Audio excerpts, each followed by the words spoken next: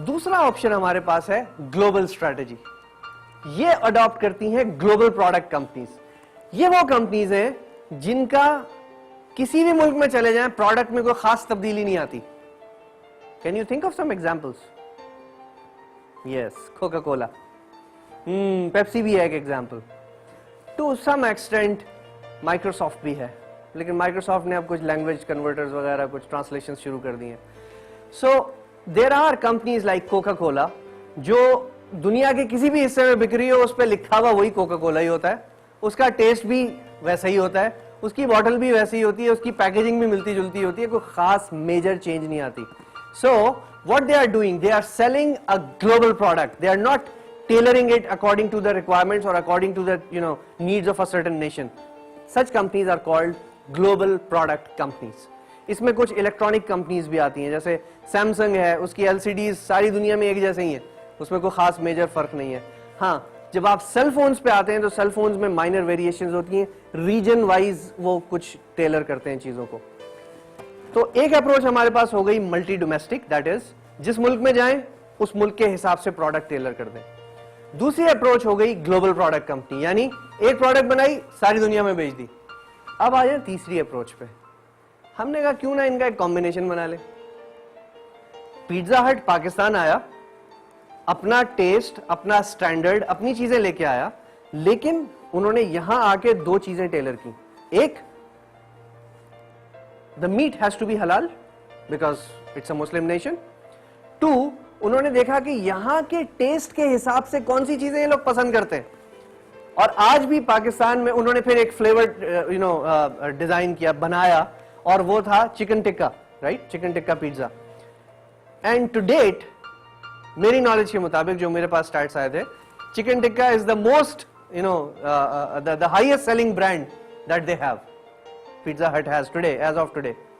तो क्या किया उन्होंने कि उन्होंने स्टैंडर्ड पिज्जा का वही रखा हुआ है जो इंटरनेशनल है, उसमें कोई मेजर फर्क नहीं आया, लेकिन टेस्ट में माइनर मॉडिफिकेशंस करके यहां के हिसाब से ऑल्टरेशंस कर दी। जब मैकडॉनल्ड्स पाकिस्तान में आया तो उनके जो बेसिक इंटरनेशनल रेसिपी थी उसमें उन्होंने फिर थोड़ी सी चेंज की। उसमें basically there was a very heavy usage of something called mustard. Mustard is something which Pakistanis are not very comfortable with, यहां ज्यादा यूज नहीं होता वो। तो लोगों ने उस टेस्ट को कुछ बहुत खुशी से अडॉप्ट नहीं किया, तो उन्होंने अपनी प्रोडक्ट को थोड़ा सा चेंज किया, और उसको माइनर चेंज करके, और वो उसके अंदर मायोनीज का उन्होंने रोल बढ़ा दिया प्रोडक्ट में। अब आप आज उनके बर्गर्स देखें तो उसमें आपको उतना ज्यादा मस्टर्ड नहीं दिखता।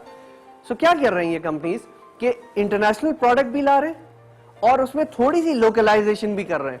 इसको बाज लोग ग्लोकलाइजेशन कहते हैं। I repeat, glocalisation. इसका मतलब यह है कि global product with local tailoring. तो क्या होगा कि प्रोडक्ट वैसी बन जाएगी जैसी के लोकल रिक्वायरमेंट है, लेकिन उसका जो इंटरनेशनल स्टैंडर्ड, जो उसकी इंटरनेशनल फील है, वो भी अपनी जगह कायम रहेगी। So this is something that organisations might do. So अब हमारे पास तीन अप्रोचेस हो गई to operate in international markets. One, the global product approach, two, the multi domestic approach, और three, the balance between the two. अब जब हम इंटरनेशनल मार्केट्स में चले गए, ठीक है, हमने मल्टी डोमेस्टिक या ग्लोबल प्रोडक्ट जो भी हमने अडॉप्ट करना था वो तो हमारी चॉइस है। But while going for international, ventures, what are the things that we need to take into consideration? कई चीजें हैं।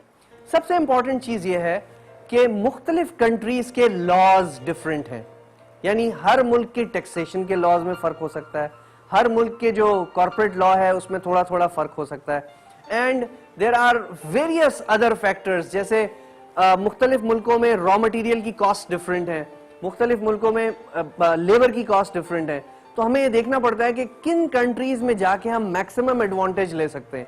आपने सुन रखा होगा, a lot of manufacturers from Europe and the US have moved their manufacturing facilities to China and India. You know the reason why? Because वहां पे labour, I am talking about China, वहां पे लेबर और electrical power की जो cost है वो dramatically लो है। जब वो कॉस्ट लो है तो उनकी जो कॉस्ट ऑफ प्रोडक्शन है वो इतनी कम हो जाती है कि वो फिर किसी और के लिए compete करना मुमकिन नहीं रहता। सो बहुत सारी ऑर्गेनाइजेशंस ने डाइवर्सिफाई किया अपनी जियोग्राफिक लोकेशंस को, और ऐसे कंट्रीज में चले गए जहां से जाके उन्हें कोई स्पेसिफिक एडवांटेज मिलने लगा। But while entering into a certain country हमने चैप्टर 2 में हमने डिस्कस किया था पोर्टर्स डायमंड। हमें पोर्टर्स डायमंड के जो फैक्टर्स हैं उनको जहन में रखना होता है, और वहाँ की पॉलिटिकल और जो वहाँ के जो इकोनॉमिक कंडीशंस हैं उनके ऊपर भी हमें नजर रखनी पड़ती है। In booming economies you would love to enter, especially if you are in FMCG, fast moving consumer goods, you should enter into booming economies. However, जब business cycle में slump आता है, जब business cycle ट्रफ की तरफ जाता है, तो उस टाइम पे थोड़ी सी डिफिकल्ट टाइम आपको देखने पड़ सकते हैं। सो while going for international business हमें ये 4-5 चीजें हैं जिनका ख्याल रखना होगा।